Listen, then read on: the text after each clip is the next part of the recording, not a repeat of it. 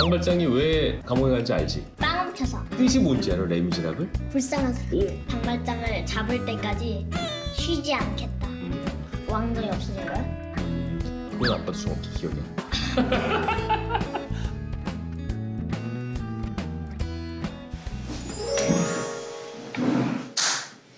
오늘은 범민이하고 아빠하고 범민이가 요즘 제일 좋아하는 레미제라블 이야기를 해보도록 하겠습니다. 레미제라블은 1862년에 프랑스에서 출판된 문학 작품이야. 그러면 1862년에 작품됐으면 그 일은 진짜 실제로 있었던 일이야? 아니야, 소설이야 이거는. 근데 150년 넘게 지금 이렇게 사랑을 받아서 2017년생인 전범민까지 좋아하고 있으니까 정말로 생명력이 아주 긴 그런 작품이라고 할 수가 근데 있지. 난 그게 실제로 있었던 일인 줄 알았는데 소설이라고 해서 난 좀 실망했어? 실망했어. 하지만 레미제라블에 나오는 바리케이트 있고 막 그런 거 있잖아. 그거는 실제로 있었던 역사적 사건에서 가져온 거야. 그러니까 실제 역사를 배경으로 해갖고 그 안에 뭐 장발장이나 자벨이나 이런 얘기는 약간의 가공을 넣은 거지. 뜻이 뭔지 알아? 레미제라블? 응. 뭐야? 불쌍한 사람. 어떻게 알았어? 대단한데. 프랑스 당시에 이제 파리에 사는 사람들 중에 이제 왕과 귀족이 있다면 그 아래에 있는 백성들 중에 이제 못 사는 사람들이 많았었거든. 그런 사람들의 이야기가 담겨 있다라고 해서 레미제라블이라고 지었고, 장발장이 왜 감옥에 간지 알지? 응. 빵 훔쳐서. 그치. 빵 훔쳐서 갔다가 5년형을 받고 그 다음에 탈옥 2번. 그치. 시도해서. 탈옥을 하려고 하다 또 19년을 살게 되는 그냥 비참한 인생인 거잖아. 힘든 인생인 거지. 그런 이야기를 담고 있어. 프랑스는 1789년에 이 역사 세계사에서 진짜 중요한 프랑스 혁명이란 게 일어났어. 원래 왕이 통치를 했었거든. 그래서 시민들이 왕을 끌어내린 거야. 이제는 우리는 왕의 지배를 받지 않겠어. 왕을 끌어내렸는데 결국 다시 또 세상은 혼란해지고 다시 또 복잡해지고 결국 다시 또 왕이 지배를 하게 돼. 그런 와중에 1830년도에 있던 시민들의 저항, 그게 중간에 나오는 바리케이트 장면이라고 보면 돼. 세상을 바꿔보자! 이런 사람들의 그럼 그 이야기인 거지. 사람들이 와 하면 싸웠는데 그 다음이 이루어졌어? 잠깐? 아니야. 그래서 1830년도 거기 바리케이트에서 그냥 무너져 버리잖아, 사람들이. 그래서 그때도 또 실패했지. 몇십 년이 한참 더 지나고 나서야 왕정이 사라지고 공화국이 만들어지게 돼. 사람들이 다시 반란을 일으켜서 왕정이 없어진 거야?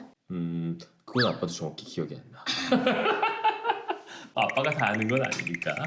범민이는 기본적으로 사람이 좋은 쪽으로 노력하면 변할 수 있다고 생각해? 아니면 그냥 타고난 그대로 죽을 때까지 살아가는 것 같아?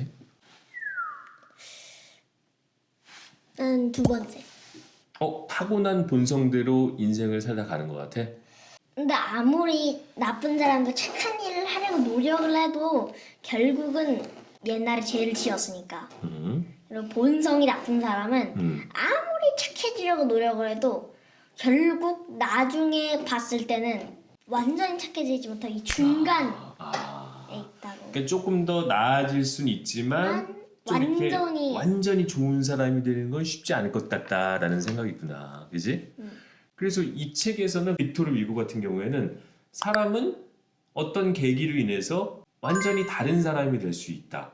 훨씬 더 선하고 좋은 사람으로 살 수 있다는 얘기를 하고 싶었던 것 같긴 해. 이 작가는. 왜냐면 장발장이 이제 신부님 만나서 신부님이 은추 때도 가져가라고, 이 사람은 도둑이 아니라 내 선물이었다고 그걸 경험하고 나서 장발장은 정말로 완전히 다른 사람이 됐던 것 같아. 그래서 공장에서 힘든 사람들이랑 같이 일하면서 사업도 하고 사람들한테 신망을 얻어갖고 그 동네의 시장님까지 되잖아. 그럼 범민이는 그 레미제라블에서 나온 여러 인물들이 있잖아. 그 중에서 누가 제일 인상적이었어? 자베르는 왜 인상적이었어, 범민이는? 왜냐하면 자기의 철칙이 거의 텔처럼 단단하고, 그렇지. 장발장은 한번 죄를 지었고 자기 위험 증서를 찢어버렸으니까 걔는 내가 잡아야 되는 사람이다 하면서 계속 쫓아오잖아. 그렇지. 장발장을 잡는 거를 자신의 직업적인 소명으로 그 생각을 하지. 맹세도 했잖아. 음. 장발장을 잡을 때까지 쉬지 않겠다. 그럼 그런 면이 범민이는 자벨의 그런 면이 멋있어 보였어. 근데 그 다음에 자베르가 그 한 번 장발장이 풀어주잖아. 그렇지. 장발장이 한번 그때 살려줬지. 자기의 철학이 무너졌다고 생각하는 게 인상적이었어. 그러니까 장발장은 나쁜 사람이고 나는 그래서 저 사람을 잡는 게 내 인생의 목표였는데 그 사람은 알고 보니 착한 사람이었나? 어. 난 그 사람 나쁜 사람이었는데 내가 잘못 생각한 걸까? 다시 착해져야 되는 걸까? 그 사람을 지금 용서받을 수 있는 걸까? 없는 걸까? 그런 고민을 했지. 고민했던 것 같아. 그런 고민을 하는 점이 그럼 인상적이었구나. 응. 이 책에서 장발장은 뭐 너그러움, 사랑, 용서 같은 것들을 제일 중요한 가치로 생각을 하고 범민이가 말한 것처럼 자벨은 경찰이고 법을 중요시하고 원칙을 중요시하는 사람이야. 예를 들어서 이런 상황인 거야. 장발장은 불쌍한 사람의 딸을 내가 돌봐줘야 되니까 3일 후에 3일 후에 내가 돌아오겠다. 그때 나를 잡아가라. 그러니까 그 사람이 불쌍하니까 우리는 선한 행동을 하기 위해서 이 정도의 예외는 가능한 거 아니니라고 장발장은 얘기를 하는 거고 자베르는 아니 그거는 변명이다. 너는 일단 죄를 졌기 때문에 그 3일을 달라고 얘기하지 마라. 나는 너를 지금 잡아야 된다. 너는 너의 죄값을 치러라. 이게 자베르의 생각이잖아. 둘 중에서 범민이는 어느 쪽에 손을 들어주고 싶어? 아빠부터 말해. 아빠는 자베르 쪽이 조금 더 설득력 있는 것 같아요. 왜냐면 장발장이 처음에 3일만 있으면 내가 코젯을 데리고 와서 자수를 하겠다 그랬잖아. 근데 물에 빠져서 안 오잖아. 코젯이라는 게 너무 좋으니까 그냥 도망가 안 버렸어. 됐다고요. 근데 사실은 약속을 어겼네. 어긴 거기도 해. 그렇지. 예외를 이렇게 하나씩 주다 보면 그럼 원칙과 법은 어떻게 존재할 수 있는 건가? 매번 세상에 사연 없는 사람이 없잖아. 나도 힘들고 이런 사연이 있는데 그럼 나를 벌 주면 안 되죠? 이런 사람이 너무 많아지면 그것도 또 다른 혼란일 수는 있을 것 같아. 그지? 범민이 누구 편을 들어주고 싶어? 장발장. 이유는? 근데 자베르를 좋아하나 하지만 이번 거는 장발장 편을 들어주고 싶어. 어떤 이유 때문에? 왜냐하면은 팡틴도 음. 고생하면서 이렇게 죽었잖아. 그렇지. 그래서 그걸 위해서 3일만 시간을 주면 내가 알아서 자수를 하겠다. 날 믿어달라. 19년 동안 옥살이를 하고 그렇게 다시 착해진 걸 보면은 72시간 정도는 쓸 수 있게 줘야 되지 않을까? 그 정도의 배려와 약간의 예외는 있을 수 있다. 있을 수 있는 것이다. 맞아.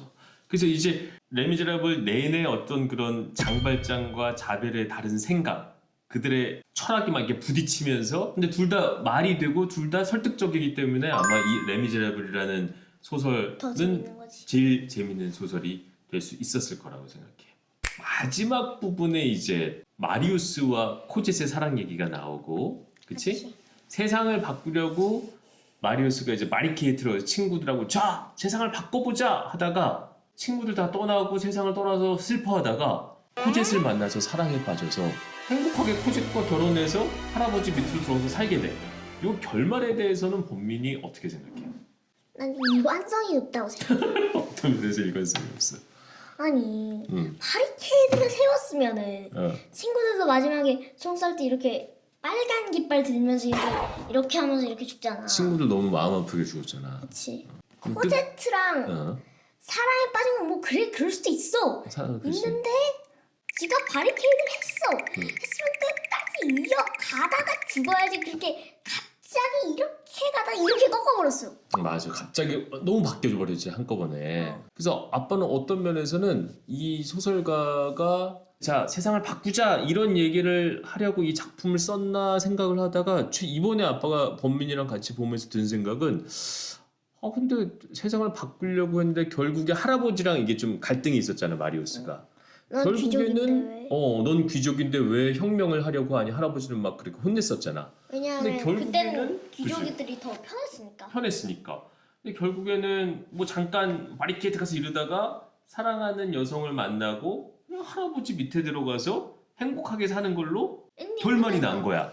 그 아빠는 그게 조금 아쉽더라고. 이게 사회 개혁을 외치는 것 같지만 결국에는 보수적인 결말로 간 거 아닌가? 그냥 그래 그런 건 좀 철없는 학생들의 생각이고 봐봐 이렇게 할아버지 아래서 우리 좀 집안도 좋고 그래야 너가 이제 코셋과 행복하게 살 수 있는 거고 좀 이런 결말이 아빠는 조금 아쉬웠다. 마지막에 너무 갑자기 좀 이렇게 변한 느낌도 없지 않아 있는 것 같아. 아빠는 23살, 4살 때 영국 런던에 살면서 1년 동안 마지막에 이제 한국에 돌아가기 직전에 이거를 거기서 뮤지컬로 봤어 레미제라블을. 그때 정말 감동적으로 봐갖고 와 진짜 이 작품 멋있다 나중에 또 봐야지 막 그 생각을 했었거든. 근데 이번에 범민이도 좋아하니까 여름 휴가로 런던으로 가서 이 뮤지컬을 같이 한번 보면서 또 얘기를 나눠봐도 좋을 것 같아. 이렇게 문학작품 얘기도 해보니까 너무 좋다. 범민이 이제 클로징 도와줘. 범민이네. 아 오늘은 엄마가 없으니까 좀 허전하다 그지? 그러면은 우리 그래? 둘이 있을 때는 뭐로 해? 전종 안내 파이어로 하자. 고마워. 하나 둘 셋 전종 안내 파이어!